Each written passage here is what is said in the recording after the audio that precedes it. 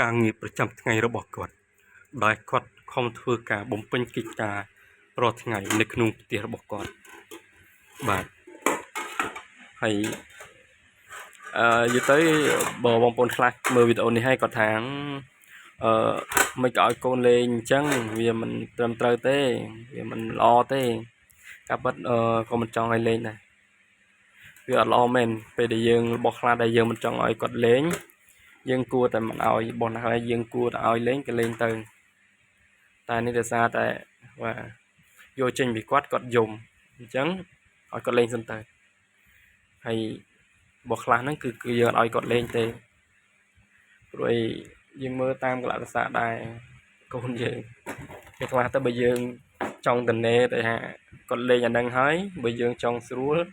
កំត់សិនតែយើងមើលសិនរបស់ហ្នឹងគួរលេងហើយឆ្នាំក៏គាត់មិនទៅលេងអីដែរគាត់រុញតិចតួចហ្នឹងឯង